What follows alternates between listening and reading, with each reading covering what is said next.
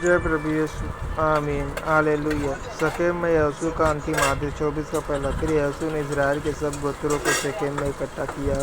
Israel के वृद्ध लोगों और मुख्य पुरुषों और न्यायियों और सरदारों को बुलवाया और वे परमेश्वर के सामने उपस्थित हुए। दूसरा तब यहोशू ने उन सब लोगों से कहा, इजराइल का परमेश्वर यहोवा इस प्रकार करता है, प्राचीन काल में अब्राहम और नाहोर का पिता तेर आदि तुम्हारे पुरखा फरात महानद के उस पार रहते हुए दूसरे देवताओं की उपासना करते थे। और तीसरा, और मैंने तुम्हारे मूल पुरुष अब्राहम को महानद के उस पार से ले आकर कनान देश के सब स्थानों में फिराया और उसका वंश बढ़ाया और उसे इसहाक को दिया।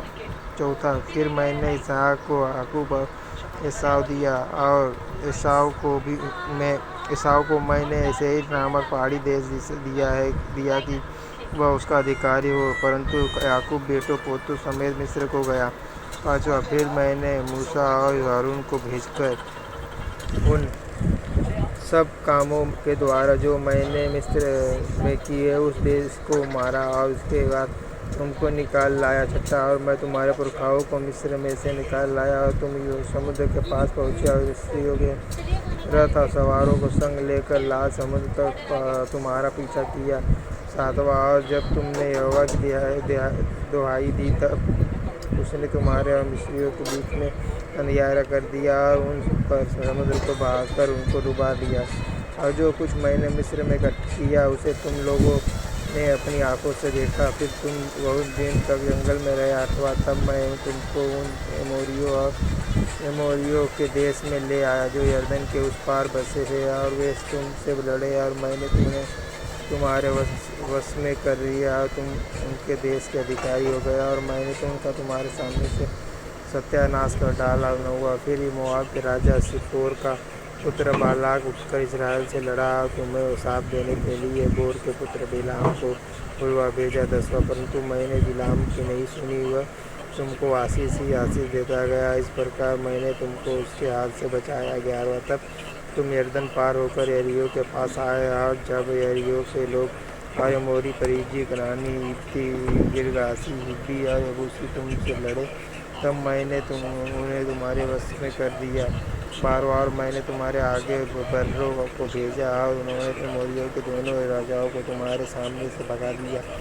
देखो, यह तुम्हारी तलवार या धनुष ये काम नहीं हुआ। 13वां, फिर मैंने उन्हें ऐसा देश दिया जिसमें तुमने परिश्रम न किया था, ऐसे नगर भी दिए जिन्हें तुमने न बसाया था और तुम उनमें बसे हो, और जिन द्राक्ष और जैतून के बगीचे के फल को खाते हो उन्हें तुमने नहीं लगाया था। 14वां, इसलिए अब यहोवा का भय मानकर उसकी सेवा खराई और सच्चाई से करो और जिन देवताओं की सेवा तुम्हारे पुरखा मानत के। जय प्रभु यीशु। आमीन हालेलुया। यहोशू 24:6-24। उस पार और मिस्र में करते थे उन्हें दूर करके यहोवा की ये सेवा करो। 15वां, और यदि यहोवा की सेवा करनी तुम्हें बुरी लगे तो आज चुन लो कि तुम किसकी सेवा करोगे, चाहे उन देवताओं की जिनकी सेवा तुम्हारे पुरखा मानत के उस पार करते थे और चाहे मोरियों के देवताओं की जो सेवा करो जिनके देश में तुम रहते हो, परंतु मैं तो अपने घराने समेत यहोवा ही की सेवा नित्य करूँगा। 16वां, तब लोगों ने उत्तर दिया, यहोवा को त्याग कर दूसरे देवताओं की सेवा करनी हमसे दूर रहे। 17वां, क्योंकि हमारा परमेश्वर यहोवा वही है जो हमको और हमारे पुरखाओं को दासत्व से अर्थात मिस्र देश से निकाल ले गया और हमारे देखते देखते बड़े बड़े आश्चर्य कर्म किया और जिस मार्ग पर और जितनी जातियों के मध्य में से हम चले आते थे उसने हमारी रक्षा की। 18वां, और हमारे सामने से इस देश में रहने वाली एमोरी आदि सब जातियों को निकाल दिया है, इसलिए हम भी यहोवा की सेवा करेंगे क्योंकि हमारा परमेश्वर वही है।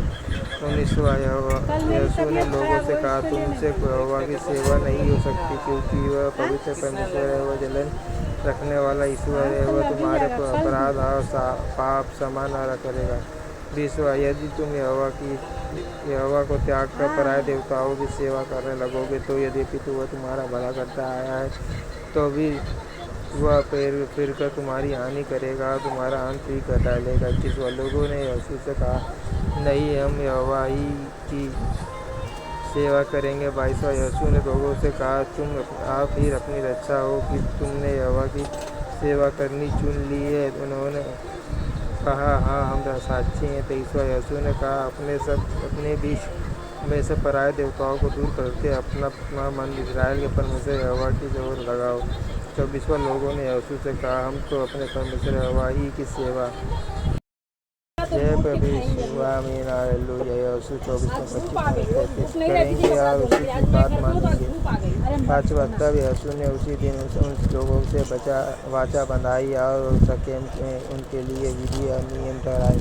26 यह सारा वृत्तांत यहोशू ने परमेश्वर की व्यवस्था की पुस्तक में लिख दिया और एक बड़ा पत्थर चुनकर वहाँ वह उस बांझ वृक्ष के तले खड़ा किया जो यहोवा के पवित्र स्थान में था।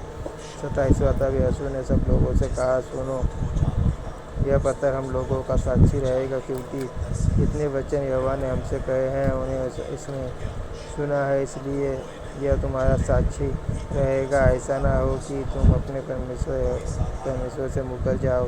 28 यहोशू ने लोगों को अपने अपने निज भाग पर जाने के लिए विदा किया।